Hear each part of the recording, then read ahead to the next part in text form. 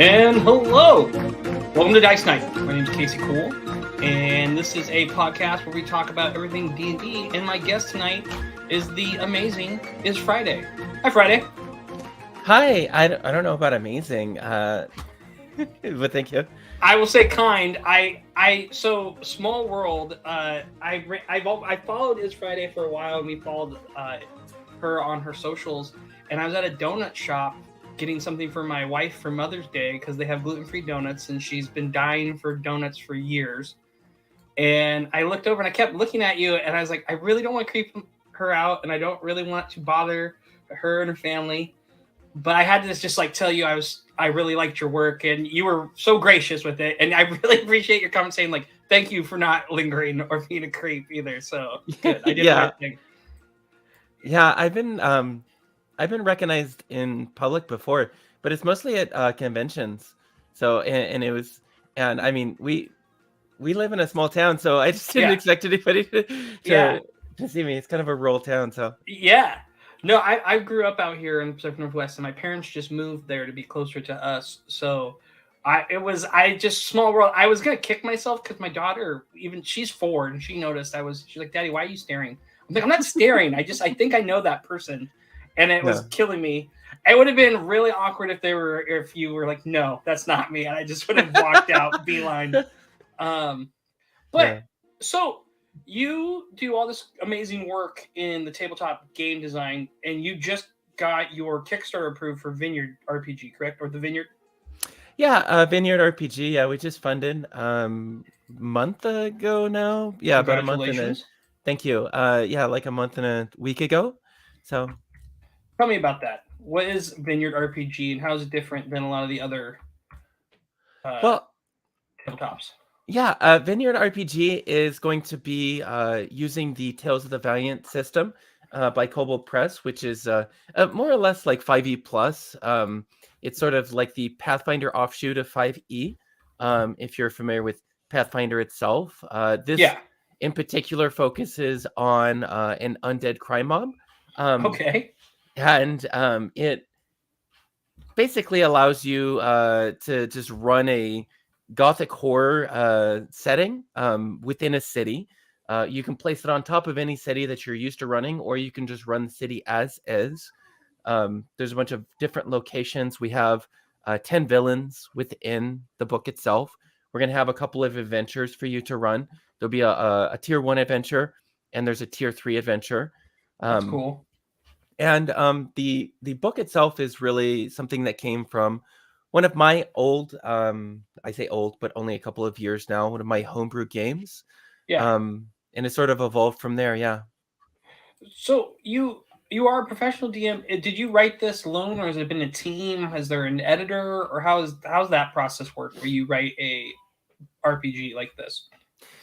It's a huge team. So I started just with me and my co-creator, M. Ebel, who is the co-writer on Rime of the Frost Maiden.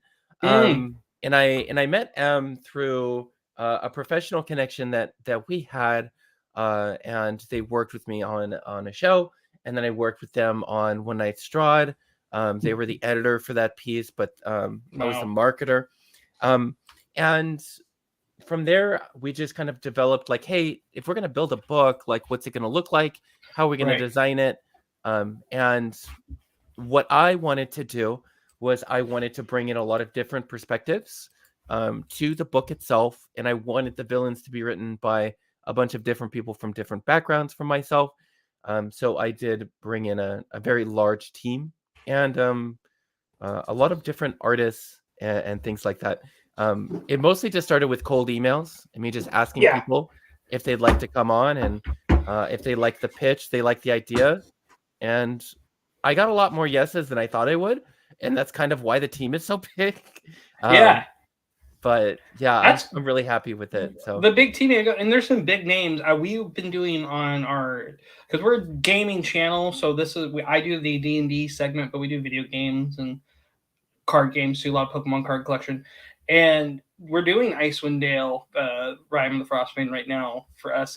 That's really impressive. And that connection, because you're a pro GM, correct? Mm-hmm. That's how you got in. How long have you been doing that professionally? Um, so if you're talking about like accepting money to do Yeah, gigs, let's I would say have to.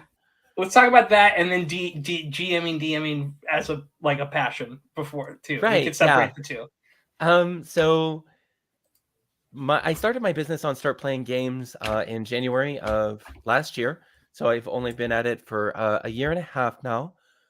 Prior to that, I was a stream GM. I ran a show for Kobo Press, and then I was a producer on a different one. I ran a pilot on, or we ran a pilot on the Empire of the Ghouls Kobo Press campaign. Okay. And we showed that to Dot, the producer over there, who's now a really good friend of mine. And yeah, she was interested in it, and so we ran it, and that show got 2 seasons. Cool. Yeah, and prior to that, I was just running shows on a small channel, and I learned how to produce them and then do all of that, and that was sort of like my evolution for all of that. But yeah. Do you? I have so many questions in the podium. So, okay, how did you find D&D in life? Where did D&D come into your life? How was it? Middle school, younger, or an adult? When did you start playing? I didn't actually play D&D properly, No or kid does, right? right, yeah. Yeah, well, I mean, as in I didn't play it until I was a staff sergeant in the Marine Corps, and I was in the middle of the desert, and there was a corporal with a monster manual and a player's handbook and a DM's guide, and he ran a couple of games, and we just had some rocks and cigarette butts for tokens. Okay. And Great imagination. Love yeah, it. that was my first game, was in the middle of 29 Palms in the Mojave Desert. And Okay. that was about a year and a half, 2 years before I got out of the Marine Corps. Okay. So yeah, that was my first exposure to like D&D properly. I Yeah. was within like a bunch of like role playing groups, and like I played MUDs and things like that. So I was very familiar with role playing, and I grew up role playing, but I'd never played like D&D until 2020. Wow, that's wild. It we had All Father Games on. He has a really big like TikTok social media following, but he started running games in the military when he was overseas too. So I never realized how much the love the military has for D&D, and I love to hear it. Yeah. Because yeah, I was just gonna say it's actually more common than people might think, because yeah, it's something you can do with just some books and dice. yeah. And a lot of the time you don't have access to electronics or Right. like your computer or whatever. So yeah, generally it's It's probably most a people really have played nice it. escape too, right? To get lost in your imagination and kind of because there's that element of like childhood whimsy, but you get all the grown-up storytelling skills you've developed over the years, but you're playing pretend, right? That's all we're doing there. Yeah. Yeah, and yeah, some of the best and perhaps worst players in the Marine Corps for the game. Yeah. Yeah, for But sure. yeah. I can only imagine. Well, that's the other thing too, because you never know what kind. I guess with the pro GMing, how many bad players? If there's a bad player, and I don't mean bad like they're not understanding the mechanics of the game, but they're just like a toxic player where they're bringing the whole table down. How do you broach that with someone that's paying you for a service or paying a group? Have you had to have that conversation with anybody? Yeah, quite a few times. I'm pretty upfront with like my session zero, and making sure that people really understand what my table culture is like. Mm-hmm. Making sure that they understand just sort of my rules and boundaries, and then going over lines and veils and everything like that. If someone doesn't really fit the table culture, or they're not a good fit for me, I'm really upfront with it. I don't beat around the bush. I found that the longer that I wait The to worse it bring, is. yeah, the worse it becomes, and pretty soon just begin dreading coming to the game. Hmm. And I don't like to not go to work, so I'd rather Right. go to work like excited and like full of energy. And if I'm gonna be running a game for someone that just like drains my energy, like I don't I don't need them around. There's plenty of people who want to play with me, so I typically just let them know, hey, this isn't the game for you. I'm not the GM for you.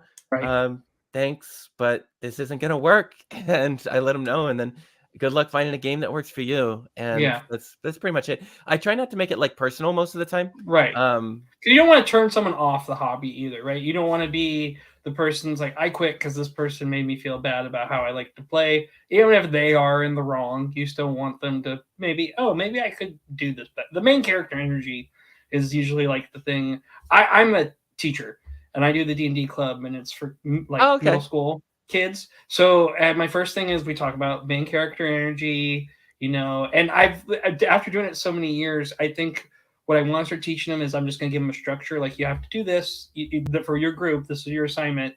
I want you to have like a role playing interaction. I want you to do a puzzle, and I want you to have 2 fights. Because some of the Yeah. kids just want to kill the monsters. Yeah. And I'm sure you run it.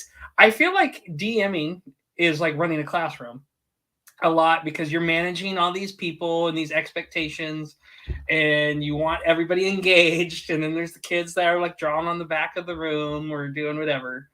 Uh, with paying for it though, that's got to be the nice thing too, because it's a good business transaction. You go, this isn't going to work out, and then everyone can walk away. But how do you do that for storytelling purposes? Has there ever been where a character has to drop out and you're like 10 sessions in and you're like, oh, we're not going to have any resolution for that? Typically, I don't, and there's a couple of reasons why I don't. First of all, sometimes there's some GMs who probably shouldn't be, um, that shouldn't be GMs, at least Right. professionals. Um, but there's always that I guess uncomfortable or like weird story of like um a GM who will gratuitously kill a character or like do something with the character after someone leaves. I just avoid Yeah. that entirely, and I don't like that energy at all. So if someone leaves a table, it's unless I've worked it out with them as to Yeah. what happens to their character, then I don't do Mhm. anything with it. They're just like out of the story at that point. Right. Um, just You don't because want to be I petty. Right, yeah, yeah, yeah. I try not to do that because then that's like then people are like, "Hey, what are they gonna do when, Yeah. when I leave the table or Yeah. when life gets in the way?"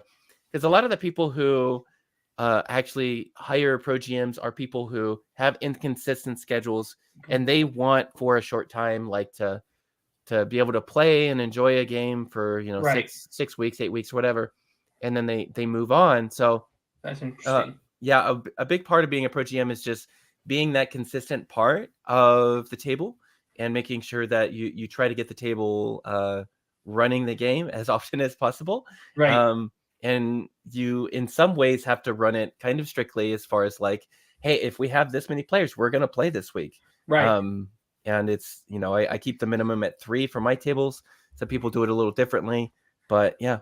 Yeah, I sent a meme to my group. It's like the 2 paths, and one path is like hold on to a session or play without them. Like you have the choice between. But I think of where you kill the character off. We had someone leave our table in my like home game, and I didn't kill them off because like whatever, they're going through whatever. Maybe they're gonna come back. And they asked, "Did you chef me?" And they were talking about Chef from South Park when they throw him off the ledge and like splatter him in some gruesome death. I was like, no, that would have been pretty funny, but no, I didn't do that. But I always think about that. You don't want to chef your players. That's not the cool thing. If they want, everybody earns redemption sometimes. Oh, that's right, because that voice actor got kicked off the show or Isaac something, right? Hayes, right? He was a Yeah, yeah. Scientologist, yeah. And they Okay, yeah, like yeah. they used like all his voice cuts before AI and just spliced it together for him to say Oh things. gosh. Um, so okay, so you've been doing this now with the professional. Were you writing before in any aspect, or just all your homebrew games?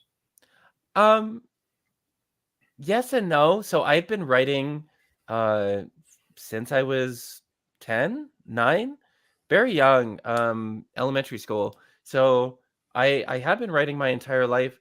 I was in a writing group for a really long time, and I had a lot of writing as far as my play in MUDs and everything like that. So multi-user dungeons, those are text-based Yeah. MMORPGs from the 90s. For those who don't know, I played Dwarf that for about Fortress, yes. yeah, yeah. I played that for like 15 years. I played a MUD, and there was a lot of development for that. So that's where a lot of my writing experience came from.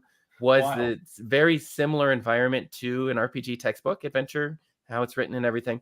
I did my first gig actually for writing. I got in 2020 or 2021, right after I like joined the scene, and um, that never got published. I saw they paid me for it, but Oh, that's nice. yeah, Hey. it was a really low rate, so it's like whatever. I was Yeah. just trying to get a gig, but Right.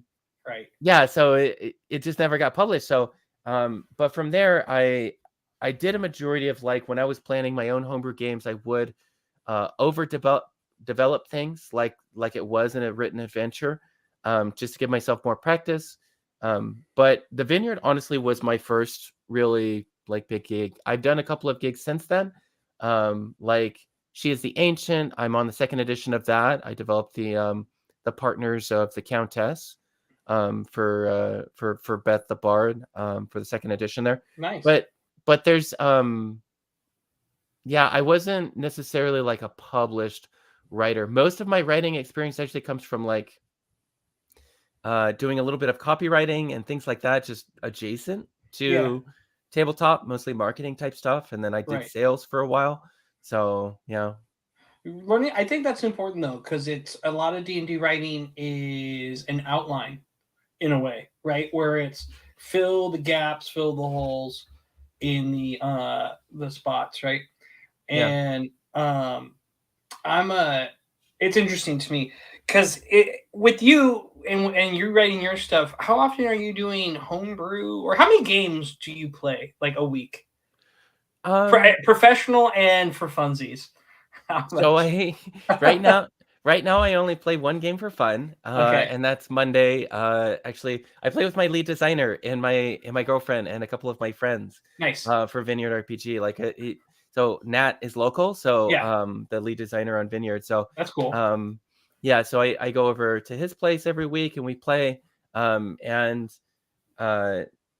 games I run as a professional. I dipped down as low as 8 recently, but I'm cranking it back up to like 12. I've done as many as 15 in a week. I've done 17 in a week before. It's terrible.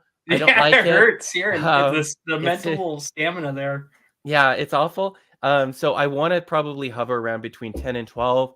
I think that's a good workload for me. That's roughly 60 hours a week of work. No, for sure. And that's where I want to kind of keep it because I'm still doing a lot of writing for both Vineyard, and then I have a couple of other things going on right now for freelance writing. And that's about as much as I can do right now. There's only so many hours in a day, right? Yeah. Well, okay. So then with the games that you're DMing for work, are you using pre-mades? Like, are you using modules like Icewind Dale or Strahd, or what are your, and how often is it there's multiple groups running the same module but it's different? Like, how's that go?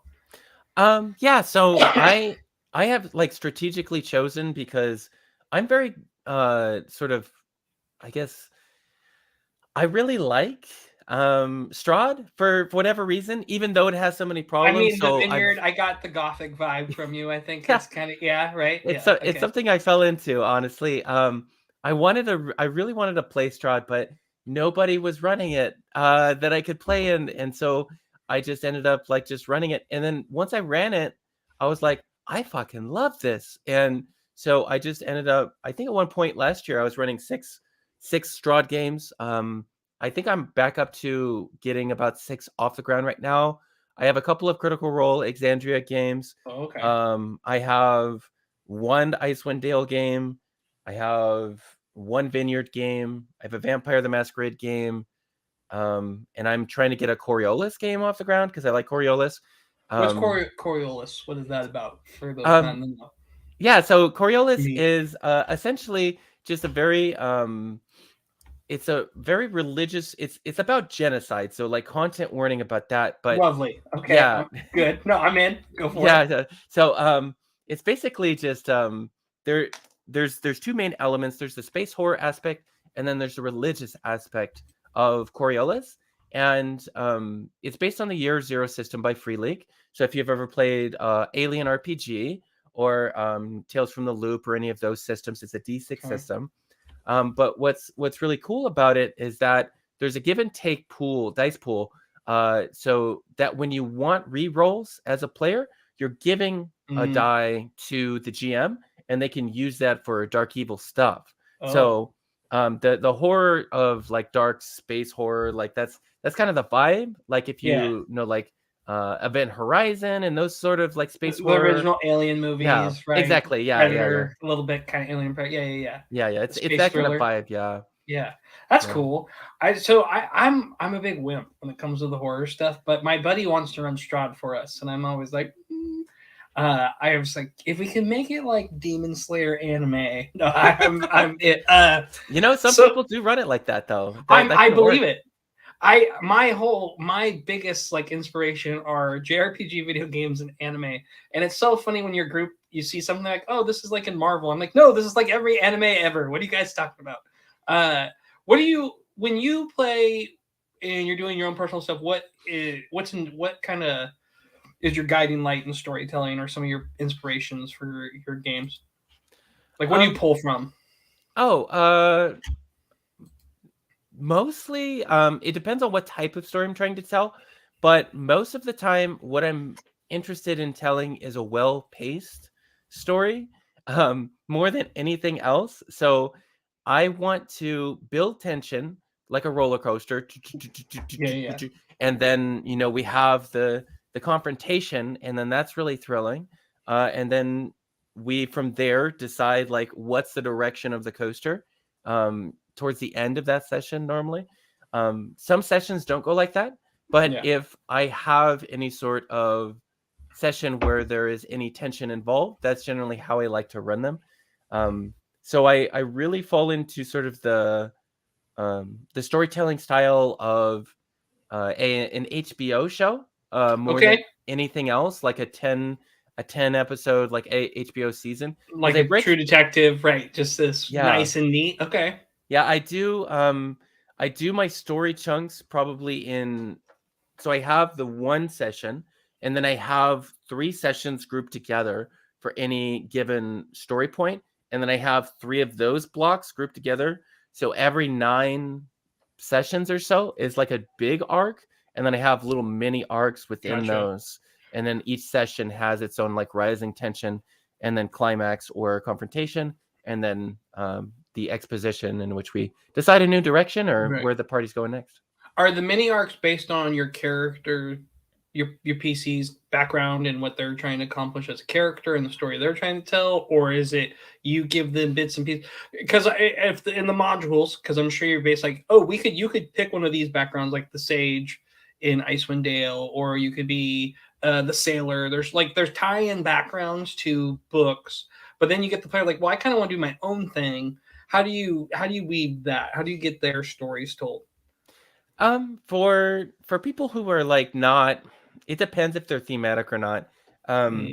Because sometimes people show up to an Icewind Dale game with an anime character, and that's not like the theme or the tone of the adventure, or like Barovia or something, and they're just like, whoa, I'm just gonna be wacky, crazy guy. That's not gonna work here, buddy. Like that's not like the game that everybody else is playing. So as long as I get them steered in the right direction, then I'm more than happy to sort of integrate some of those things. For Strahd in particular, and not to put it too many spoilers here, but in Strahd in particular, because of the way that Barovia works, backgrounds just don't really matter a lot of the times. So it's really focused on what is the story of Barovia and how does each character individually interact with that. And it's kind of a horror story in that respect, in which you're just attempting to survive and get through the experience of Barovia. And then for other places that have a little bit more, like if you're talking about in Exandria, where we're talking about a Critical Role game, that is 100% about the hero's journey. It's about the person's backstory and like where they individually go. And I can integrate a backstory much better into an environment like that, because the environment itself and the setting really enables it. And like, it's about your character being a hero there in like Exandria. Whereas in Barovia, you're really just like some person that can very likely die this session. And, that's it. The murder hobos. But that's good to know, because it's always the balance for me, because I've been doing a homebrew, and the homebrew is a lot really about the telling of the character story, and then Icewind Dale, it's kind of about there's an issue in Icewind Dale, and your character stories can fall into that. But I guess we always just go back to a session zero. And session zero, to me, you talked about it earlier, where you have your like check system. I can't remember the term you used. It's a very common one, where the people are looking at like the safety. It's a safety thing. Why can't I think of the name of it? The safety paper. Session 0, and then making sure safety tools, lines and veils, and things like lines that. and veils. Thank you. Yeah. Lines and veils. What do people like? Lines and veils. I knew I couldn't. I was thinking I'm like curtains in my head. I had the image. Lines and veils are really important to a session zero. I'm sure when you guys do, how is the session zeros structured for you? Are they long, or and like when you did your home game with your co-creators and your girlfriend, is it the same kind of session zero, or is it more relaxed, or do you have a set session zero? I have a really formulaic session zero. Okay. In that I have a lot of the same topic. I'm sorry, I have allergies. 1 second. No, it's so bad right now. I've been my daughter and I have been dripping. We live in the Pacific Northwest, and I got a cold the last week of school. So did my son, and then I've just been like I've been full of phlegm. You're okay. I'm sure everybody signed up to hear about that. This is allergy talk. Yeah, the greatest D&D foe. That and scheduling. Right. But no. So the lines and veils, and you said you had a very generic one. How is it so generic? Yeah, I have a very formulaic session zero. So I have a discussion about like what are safety tools, and then from there we talk about the ones that I use, and then the how to use stars and wishes in order to improve the game. What types of content warnings are going to be presented in the campaign, just as a general note, like for the story itself, and like what are the major story beats that we're going to be hitting, that you would probably need to know about, that I can't really take out. At the most, it's going to be like veiled. So if like you show up to Barovia and you don't really like a death-filled campaign or horror and tension and like body horror, then this is really not the campaign for you, and I can't really do anything about that. And then I also talk about I also cover romance separately. I have individual consent rules for that. And then I also talk about any homebrew rules I have. I only have a few generally, very easy ones. And then what are your homebrew? What are your homebrew rules? I'd love to hear them. Silvery Barbs is banned. It's the only thing I have banned. It's just not fun for me, and it's a personal choice. I just hate it. I have a bard in my home campaign where I'm always like, damn, every time he uses it. So now I'm like, how can they mute him? Like, yeah.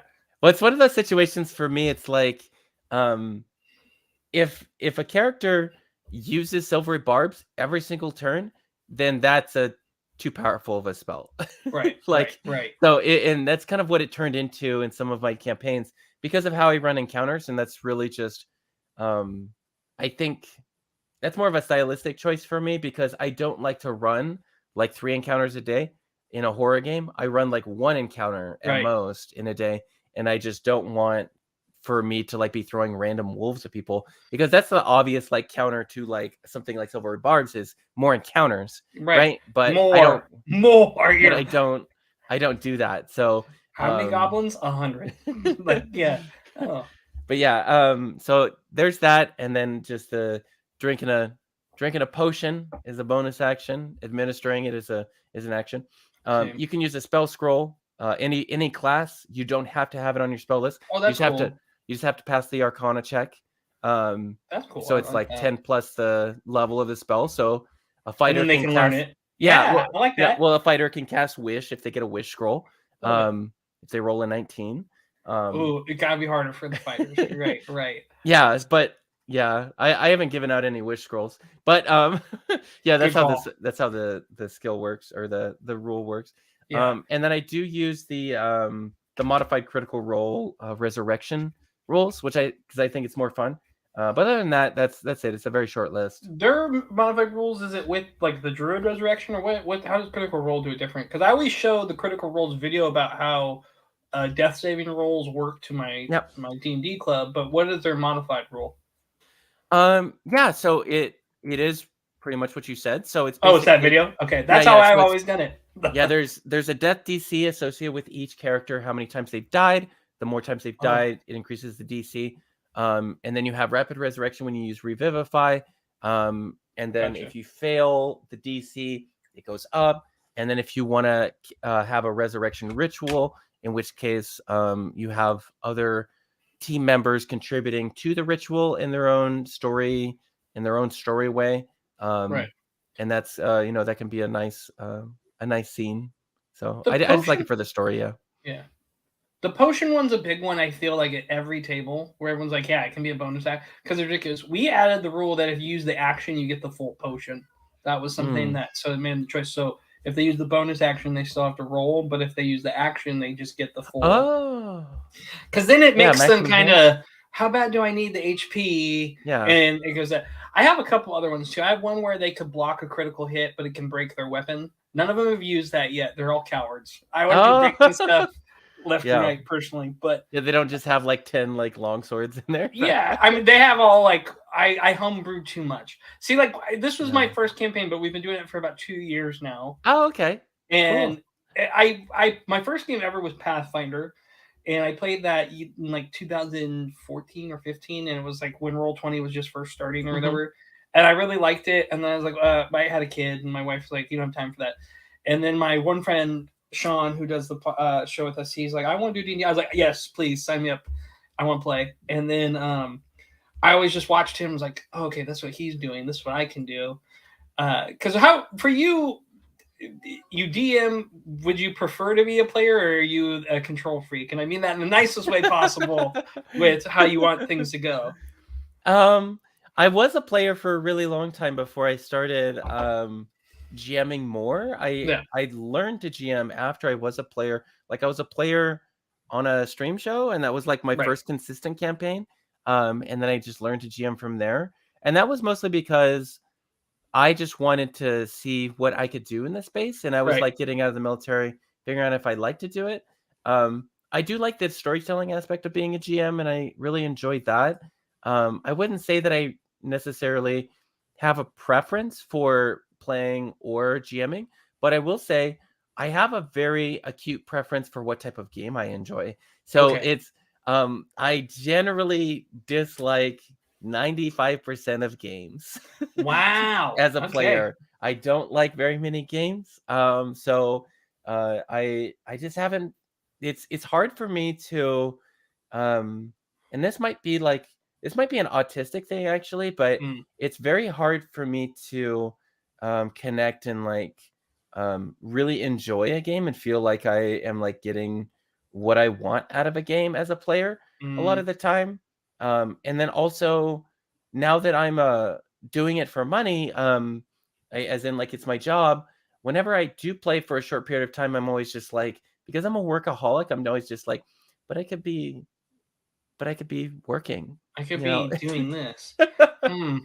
Yeah. I am so sad for you. No, that's right. No, so what about that game with your girlfriend and your co-creator? Are you the GM there too? Or no, I'm not. That's the one game I play in. Yeah. And that's the one you enjoy? Okay. Yeah, I enjoy it a lot. Yeah, Nat's a great GM. Also a pro GM like me. Yeah. But yeah, he's a great GM. Did you make the expectations clear? Like, listen, I don't really like playing. You know, like how do you approach? You better keep me interested. Well, I initially had played with Nat a couple of times before, and I always thought that he was a great GM, and he's probably one of the best GMs I've ever played with. And I played with like some really great GMs. So I mean, it was really just nice to. Initially, I was going to be the GM for the home game, but what ended up happening was, I would keep showing up, and I would just be like, I'm just not ready because like I work too much. So I wanted to just, and Nat was eventually like, hey, like this is my home that you're showing up to. Like, why don't I just run it since I'm here? Like, I was like, okay, yeah, sure. It is your house. That's right. You did. So, okay, what class do you play? Let me guess. Okay. Tell me if I'm way off. I feel like you like casters. Are you a warlock? Are you a warlock player? I'm not a warlock player. Okay, that was my guess. Okay, what do you play? Right now I'm playing a paladin. Oh, even cooler. All right, I like. Yeah, that. I'm a paladin player. I've played a paladin a couple of times. I think I picked up paladin again for this campaign. We're playing Dragonlance. So yeah, I really wanted something that was like, just like sort of like Yeah. focused on like that aspect of the story. And I also Yeah. wanted to pursue like being a knight of Solamnia for the story. Yes. So it's between that and the mages, and we already had 2 mage people pursuing that aspect of the backstory. Yeah, So like the red wizard and the white wizard. yeah, My understanding in the Final Fantasy series, that was they played D&D when he was writing that, because he made Rad Racer, the creator, and all that. But they had a Dragonlance campaign going on, and that's where like the influence of red mages came in. And my neighbor who plays with us in our group, he always helps me. He's super handy, hunter. I gave him a copy for Christmas as like a thank you, and I'm like, so you're gonna run this for us too. So it's a gift for me. But Paladin could. What oath are you in a Paladin? oh, I'm a bad player. I don't even fucking know. Let me look it up right now. I forget. The coolest one. Yes. I've forgotten. Well, do you guys homebrew subclasses? Do you do that stuff? How much homebrew does your DM allow? Nat has some stuff that we've kind of he has worked in, but it's not a ton of stuff. So Oath of Conquest. So yeah, I really like the I didn't get a chance. Yeah, basically I didn't get a chance to really level up this one. The last time I played it, I got to about level 8. We're level 7 now. And Nat likes to run higher level games, so he's just like scaled everything higher. He likes to run like the tier 2 adventures more than the tier 1. So we started at tier 1, but we leveled up to 3 really quickly, and now we're at 7. Right. But yeah, so I really like the crowd control aspect, and I just like how support paladins work. So I like a Paladin. I'm a Ranger fan myself, and I get harassed about that all the time, because usually my dog is upstairs with my kids, but usually I have my golden retriever right behind me from all games, so she's like a sub character in every time I play. But no, I was curious about what you played. Yeah, Paladin. What race? Eladrin. Nice. We were me and my girlfriend we're both doing Eladrins, but I'm not sure how we're gonna connect. It's actually her first D&D game, so she's just enjoying the ride. Like, I'm sure. Like, everyone loves their first, right? We were just like, hey, you just play. We presented some classes, and she was like, yeah, let's do rogue, and she's just a little murder hobo stabbing things. Of course, as you do. Yeah. No, I always like the idea of the one that always goes on Twitter is the Oath of the Atheist, and it's like a communist paladin. I'm like, I think I could see that. Brendan Lee Mulligan had a cool one too, where you're like you multi-class as a rogue paladin, but you're a reformed rogue, and you took an oath, and you're kind of like, or a cleric or something like that. That I was like, oh, I'm gonna steal that idea. I feel like a lot of DM and stealing great ideas, and so for someone that wants to start playing D&D or DMing, what's some good advice to be a good DM? What do you recommend? What are your starting spots for young new DMs? Right. Yeah, so I always a lot of new DMs really get way over prepared, and it's difficult to say how much you need to prepare, because everyone needs different stuff, and you're not going to know what you need to prepare and what you can improvise until you've run a game. Right. So what I recommend for most people is to just get an adventure, or there's a couple for free just on D&D Beyond that you can just grab and read through it, prepare the things that you think you need to prepare, like try and prepare everything. And then you're going to naturally, over time, as you're running the sessions, you're going to figure out, hey, I can improvise these types of things. I can't improvise those types of things. And then you're going to figure out what your style of prep is. And then eventually you'll just get better at it.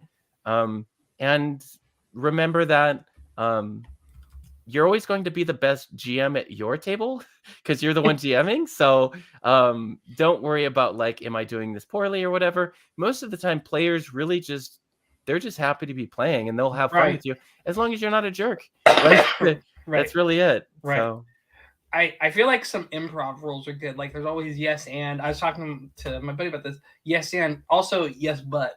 That I think it's a good balance of, you got to yes and, but you got to give them yes, but then this can happen. Yeah. Okay, what is your stance on? I read something about this, and I think because I like 5e. That's what's been introduced. And I like Pathfinder. Pathfinder seemed to have quicker combat. Someone talked about taking out AC on certain combat to speed up your games.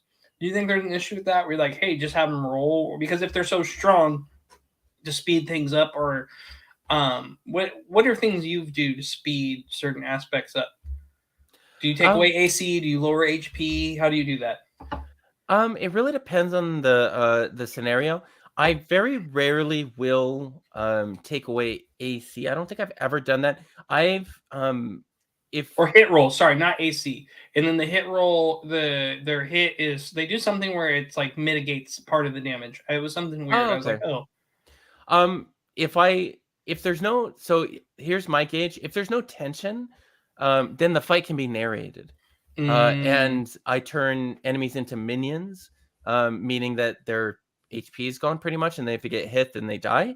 So if there's no tension left in the fight, and I know it's gonna end in 2 rounds, and there's no danger at all, then that's when either they run away, and then there's a bigger problem later, or something like that, and I change it into a narrative aspect, because that sort of hang up when you've like over committed with a lot of things that just don't matter as much. Yeah. Like you can adjust the fight midway, and like you can come up with a narrative example as to why things are different now, and just flow with what you think is the most fun. Okay. Yeah, do the rule of cool. I always hear that one too. Like, don't be afraid. It's a balancing act too, right? Because you want people to have fun, but there's some people that just really want to be crunchy about the numbers too, and you got to find that balance for everybody.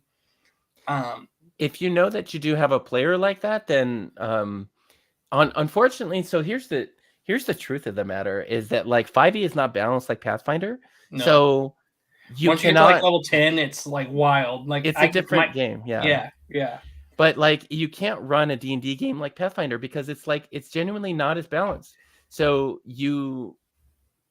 if you're running a Pathfinder game, obviously you adhere to like what the regulation of everything is because that's the way that game works. But if you're trying to run a Pathfinder game or a D&D game, you wouldn't do that because most of the goal of the fight is to either increase tension, resolve a conflict, and that's it. Right.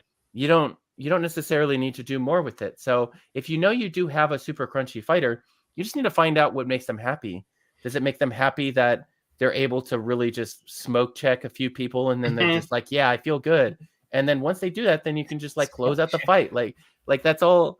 Like I like that. Smoke them out. Just like, all right, boys, blah, blah, blah. Yeah, let's smoke check. Yeah, are you just looking to smoke these fools or what are we trying to do here? That's a good, I'm going to use that. That one player who picks Gloomstalker, you know what? They know what they're doing. They went on Reddit. They found the build. Like they found the broken build. You're a samurai fighter with polearm fighting and you can attack 20 times. Hey, just tell me what do you want? They're dead. Yeah.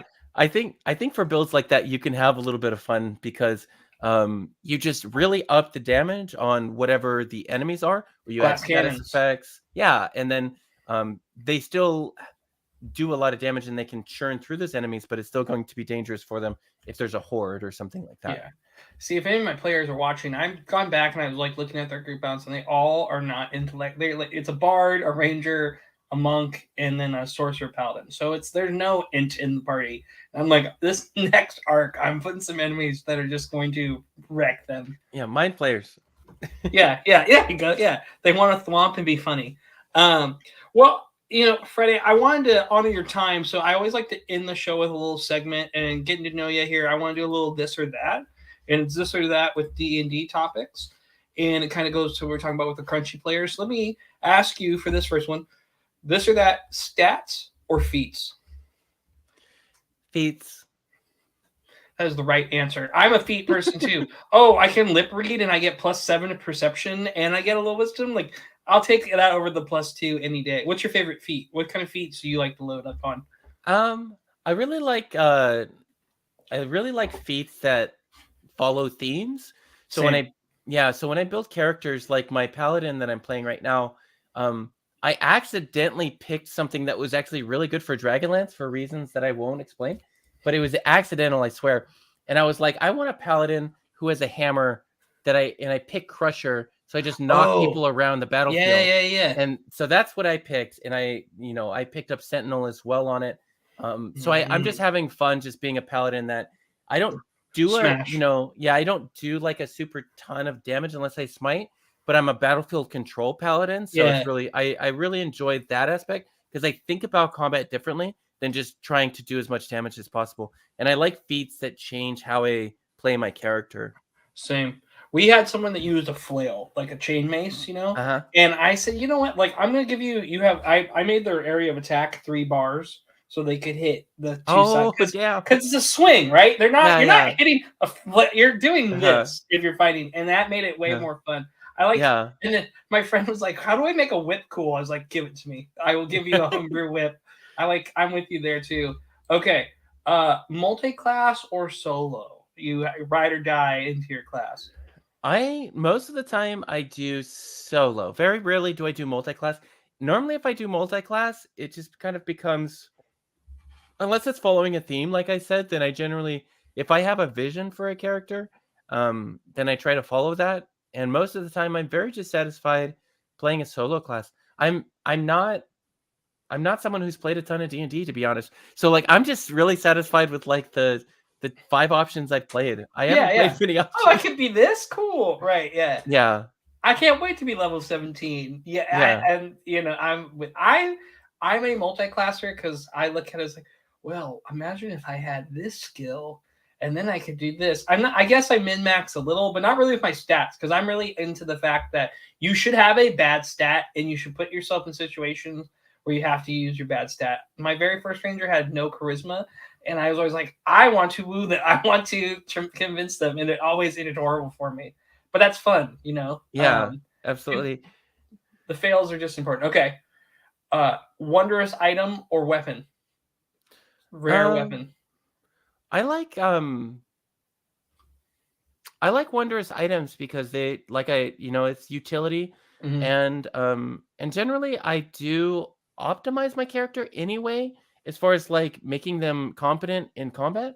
So like having more interesting ways to interact with people outside of combat, I think is like way more fun and provides a lot more opportunity for me to have fun because I like to have combat once in a while, but like I'm a drama bitch, so like I just like I will chat up NPCs like all day and just like I'm all about that. So if you give me like a different or interesting item, like I'm super about that. I'm very interested. Like my actually Nat just homebrewed was talking to me about giving my character a magic belt, and he was like, hey, does this magic item sound fun or this one and this one? And one of them he presented was like a magic belt that gives you powers when you shout, and that was it. That's all he said. And I was just like, yeah, give me the shouty belt. Yeah, give me shouty belt. What kind of power? Don't care. I just want exactly. I want strong. I'm gonna meme so hard with this. I'm gonna say the most ridiculous stuff at the table while I'm shouting with this belt, and and that's how I have fun. Yeah. If he gives you an actual like WWF or WWE toy belt, that'd be rad. Yeah, that would be pretty cool. No, you gotta expect that. I'm with you too. I remember I gave someone the alchemy jug, and they're like, a gallon of mayonnaise? What am I gonna do with that? Make them sandwiches? I go, you could. What if you made a grease trap with it? He's like, huh. Then he saw, like, wait, I can do whatever I want with this. All right. Well, I guess this answer, I was gonna ask RP or combat, but you like to chat up, so it's all RP over combat for you. Yeah, I do like once in a while having like fun combat. If I do have combat, I really do like having it be highly tactical. I grew up playing like BattleTech. Where's my it right here? Yeah. I grew up playing BattleTech and tactical grid like games like that, so I really do enjoy that aspect of the game as well. But like, yeah, I just for whatever reason I just like having drama. So I've just and it's only gotten worse since I've gotten on HRT. So it's like, I'm really embracing that side of myself. The hormones are flaring. It's like they are all over again. Oh no. No, I teach kids at that age where their hormones flare, and they also love drama over the wildest things. I like a good mix. I'm with you though. If it's like really fun combat where you're interacting with the environment too, like you're worrying about avalanches as you're flying a dragon. One of my favorite combat I ever did wasn't even combat. It was skill check rolls because they were snowboarding down a hill while they're getting chased by white dragons, because it was a reference to Final Fantasy. Anyway, that was the most fun they had. Our player did like a trick with his cat on his back, and this was the most fun. Okay, one shots or a long campaign?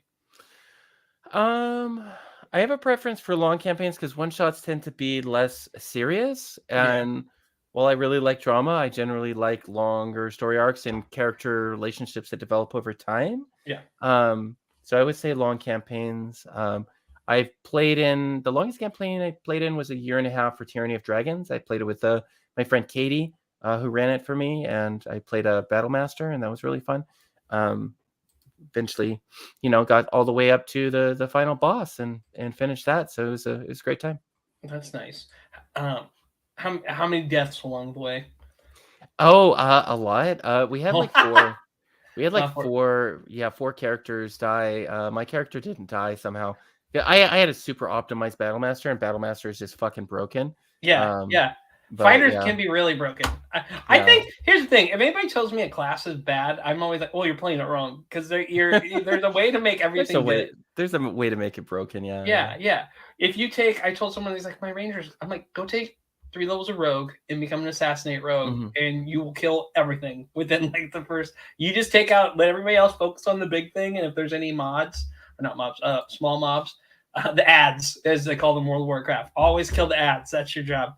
Yeah. All right, my final one: level 1 start or level 5 start? Where do you like characters to start at? Where do you think that sweet spot? It could be in between 2.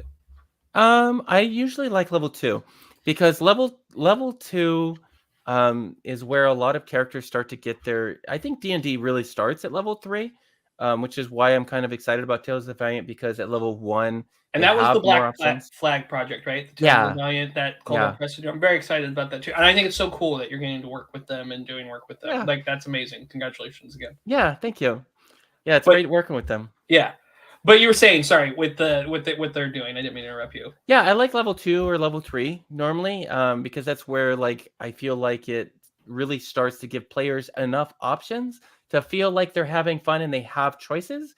Whereas level 1, they don't have many choices. And that can just not feel as good. And then I hit the thing I miss. Oh, yeah, exactly. Yeah. And then they like, it's just more difficult. So I do start Strahd at level 1, but I level them up to 2 fairly quickly. And part of that is part of the narrative experience as well for that campaign. And I specifically only do it in Strahd. Other campaigns I wouldn't do it. Okay. Well, that is it for tonight. Friday, where can people find more of you? I guess you can find me on Twitter until that thing implodes. IsFriday TV is my Twitter handle. Okay. Or you could go to dollarsanddragons.com. That's your podcast. Yeah, it's my podcast and my blog, and it's got links to everything if you need it. I'm on YouTube. I'm gonna start YouTubing more. I just, you got kind of a big project going on, so I get it. Yeah, I just got to get back into it. It's just been a while. I did used to do pro GM advice on YouTube, but it's mostly in my blog and my newsletter and my podcast. Right on. Yeah.